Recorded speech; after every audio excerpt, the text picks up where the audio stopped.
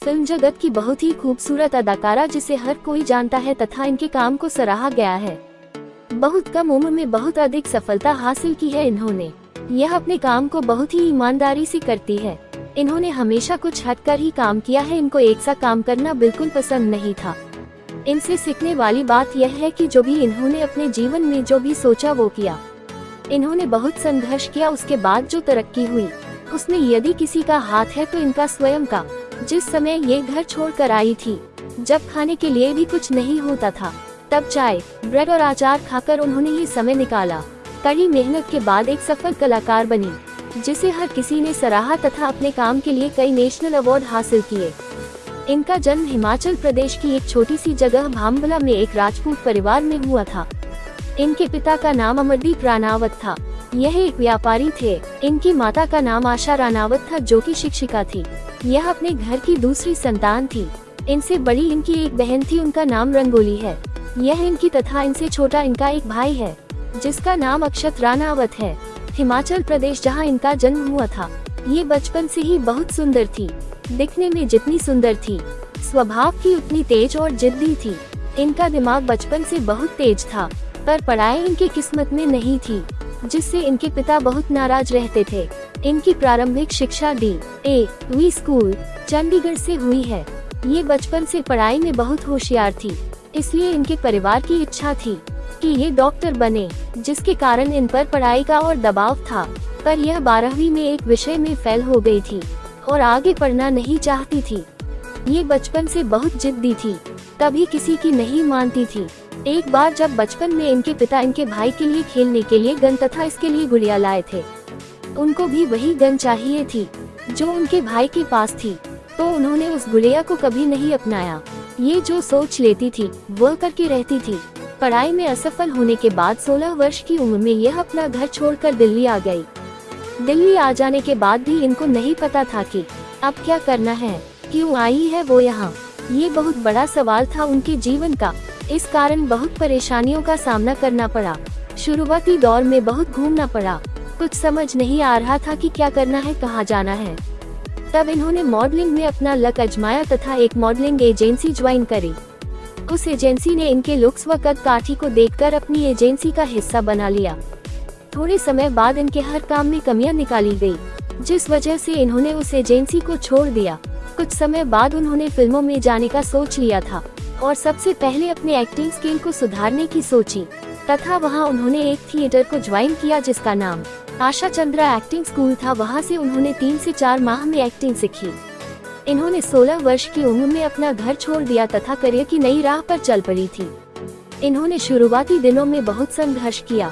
इनका परिवार कभी नहीं चाहता था कि यह एक्टर बने और फिल्मों में काम करे, इसलिए इनके पिता ने कभी भी किसी भी तरीके से सहयोग नहीं किया। इन्होंने मॉडलिंग की तथा उसी के साथ इन्होंने एक्टिंग की क्लास भी लगाई, जिसमें इन्होंने कई बारीकियां सीखकर खुद को हर तरीके से परफेक्ट बनाया। इन्होंने अपने करियर की शुरुआत 2006 में गैंगस्टर मूवी से की थी। इस फिल्म के लिए चित्रंगा सिंह को सिलेक्ट किया गया था। बाद में जब चित्रंगा सिंह ने मना किया तब इनको लिया गया। यह एक रोमांटिक थ्रिलर फिल्म थी, जिसमें इमरान हाशमी और शाइनी आहूजा के साथ इन्होंने काम किया था। अनुराग बासु इस फिल्म के डायरेक्टर तथा मुकेश भट्ट प्रोड्यूसर थे। यह इनकी पहली हिट फिल्म थी। इनको इस फिल्म के लिए इंडियन फिल्म फेयर अवार्ड में बेस्ट फीमेल डिबेट अवार्ड मिला। हर कोई एक्टर फिल्में तो बहुत सी बना लेता है, पर कुछ फिल्में ऐसी होती है जो उनको स्टार और स्टार से सुपरस्टार बना देती है। इन्होंने बहुत कम फिल्मों में बेहतरीन काम कर खुद की एक अलग पहचान बनाई है। मधुर भंडारकर की यह फिल्म सन 2008 में आई थी। इस फिल्म में प्रियंका चोपड़ा ने मेन रोल अदा किया तथा इन्होंने सपोर्टिंग रोल अदा किया था। यह शानिया नाम की एक कामयाब सुपर मॉडल होती है। बहुत खूबसूरती से इन्होंने इस किरदार को निभाया तथा इसके लिए इनको फिल्मफेयर अवार्ड था पहला बेस्ट सपोर्टिंग एक्ट्रेस का राष्ट्रीय पुरस्कार तथा अन्य कई अवार्ड मिले। ये फिल्म सन 2011 में आई, जो कि सुपरहिट रही थी। इसमें इन्होंने आर माधवन के साथ काम किया। अल्पविराम यह एक कॉमेडी फिल्म थी, जिसमें इन्होंने बखूबी से रोल अदा किया तथा कई पुरस्कार मिले। सन 2013 में अनुराग कश्यप की यह फिल्म, जिसमें इन्होंने एक ऐसी लड़की का किरदार निभाया था जिसके मंगेतर की एक कार दुर्घटना में डेथ हो जाती है।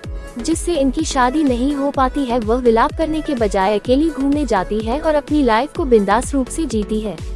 एक सामान्य जीवन का उदाहरण दिया है, जिसने न्यूयॉर्क में जाकर भी खुद के लिए खाना बनाना, कपड़े धोना, बहुत ही शानदार रोल अदा किया है। सन 2013 में अनुराग बसु ने ये फिल्म बनाई थी।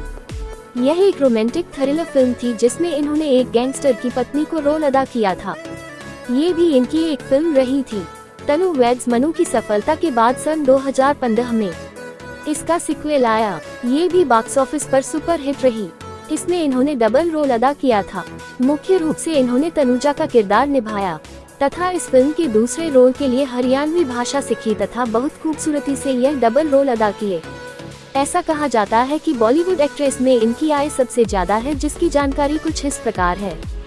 फिल्म के रोल के लिए 11 करोड़, ब्रांड के रोल के लिए 5 करोड़, लग्जरीज कार 4 करोड़, अन्य अनुमानित इनकम 30 करोड़ लगभग। बॉलीवुड में कदम रखने के बाद सबसे पहली बार इनके और आदित्य पंचोली के अफेयर की खबरें सामने आई, जबकि आदित्य पंचोली शादीशुदा थे तथा इनसे उम्र में 20 साल बड़े थे। ऐसा कहा जाता है कि आदित्य पंचोली ने इनके लिए घर भी खरीदा था। बाद में इन्होंने इस बात से इनकार किया तथा इस बात का बहुत बड़ा विवाद भी बना। इन्होंने आदित्य पंचोली पर संगीन आरोप लगाए। बहुत समय बाद यह विवाद खत्म हुआ। आदित्य पंचोली के साथ विवाद खत्म होने के 2 साल बाद सन 2009 में एक बहुत फेमस हस्ती शेखर सुमन के बेटे अध्ययन सुमन, जिसके साथ इन्होंने राज फिल्म में काम किया, बहुत समय साथ रहने के बाद इनको अध्ययन सुमन से प्यार हो गया तथा इन दोनों का अफेयर चला, पर यह रिश्ता ज्यादा समय नहीं चल पाया और अध्ययन सुमन ने ये रिश्ता तोड़ दिया।